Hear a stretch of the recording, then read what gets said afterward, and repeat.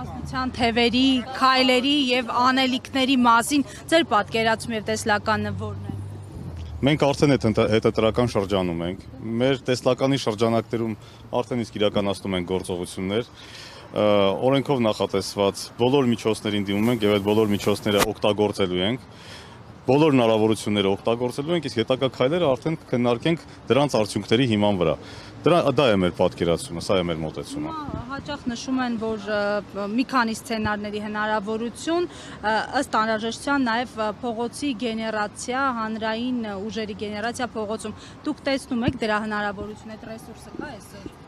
Ինչպես նշեցի արդեն, մենք բոլոր իրավաչափ միջոցներով շարունակելու ենք մեր պայքարը։ Այս պահին արդեն ունենք պատկերը եւ մենք գտնում ենք, որ ընտրությունները անցել են այնպիսի խախտումներով, որոնց արդյունքները մեզ համար ընդունելի չեն։ Իրավիճակը ցույց կտա, թե ինչպիսի արդյունքներ կունենանք Սահմանադրական դատարանում, ինչ պրոցեսներ կզարգանան հետագայում, ըստ այդմ կայացնենք համապատասխան որոշումներ։ Բերեք այդպիսի մտավարժանք չանենք հիմա, թե ինչ կլինի, ինչպես կանենք, որ պահին ինչի կդիմենք, դա ամենաշնորհակալ գործը չի, բայց մենք բոլոր իրավաչափ միջոցներով շարունակելու ենք մեր պայքարը, մեր գործողությունները։ Այդուհանդերձ չբացառելով նաև իրենց հետ Չենք բացառում իհարկե չենք բացառում եւ իհարկե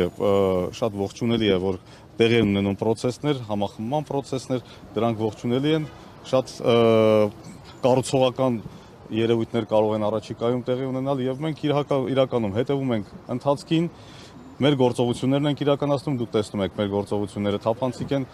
անընդհատ ներկայացնում ենք հանրությանը եւ պարբերաբար հաշվետվությամբ ենք հանդես գալիս, թե ինչ ենք մենք անում եւ մեր ընտրողին էլ պահում ենք անընդհատ տեղեկացված։ Պարոն Դրմյան, նախկին վարչապետ Վազգեն Մանուկյանը մասնավորապես Սահմանադրական դատարան դիմելու հետ կապված հայտնել է, որ անիմաստ է, որովհետեւ կանխատեսելի է, թե ըստ էության Սահմանադրական դատարանը ինչ որոշում է կայացնելու եւ նշել է, որ անիմաստ ժամանակի վատնում է, որովհետեւ Մենք այդ կարծիքը իհարկե կարծիքը տեղ ունի գտնելու, բայց մենք այդ կարծիքը չենք կիսում։ Ընդհանրապես որ լեգիտիմացնելու եք դրանով ընտրությունների արդյունքները։ Չէ, ընդհանրապես ցավոք սրտի տարիների ընթացքում այս իշխանությունը հասել է նրան, որ մարդիկ այդ հույսը կորցնեն, ընդհանրապես որևէ հույս, որևէ իրավական ճանապարհով հարց լուծելու, այսինքն գա այն խոսույթը, որ արդեն ամեն ինչ որոշված է, անիմաստ է այս կամ այն գործողությանը դիմելը, մենք այդ համոզմանը չենք, դուք տեսաք Կենտրոնական ընտրական հանձնաժողովի դիմումի քննության ժամանակ ինչ էր կատարվում, ինչպիսի սխալներ թույլ տվեց Կենտրոնական ընտրական հանձնաժողովը եւ դա եղավ այո ընդդիմադիր ուժերի դիմումների քննարկման հետևանքով։ Չլինեին այդ դիմումները, մենք չէինք տեսնի այդ խայտառակությունը։ Դրանով եւս մեկ անգամ ի ցույց է դրվում իշխող ուժի ուղղակի անկարողությունը, իսկական պրոֆեսիոնալներ գտնելու ամենակարևորագույն պաշտոններում։ Այդ մոտեցմամբ ենք առաջնորդվում։ Եթե կա թեկուզ փոքր շանս, փոքր հնարավորություն հասնելու հաջողության, մենք 100%-ով այդ շանսը օգտագործելու ենք։ Եթե կարելի է այդ հարցի հետ կապված, դուք գիտեք, մենք մեծամասամբ մասնագիտությամբ իրավաբաններ ենք, մենք մեր մասնագիտության նկատմամբ հարգանք ունենք։ Եվ հենց այդ հարգանքն է նաև մեզ ստիպում, որպեսզի մենք դիմումներ բերենք եւ դիմենք դատական ատյանների։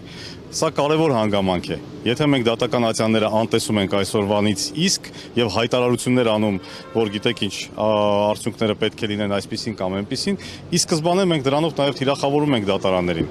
Բերեք տանք հնարավորություն դատարաններին, որպեսզի դատարանները դրսևորեն դատական ատյաններին բնորոշ եւ առանձնահատուկ այն մոտեցումը, այն արդարադատություն իրականացնելու իրենց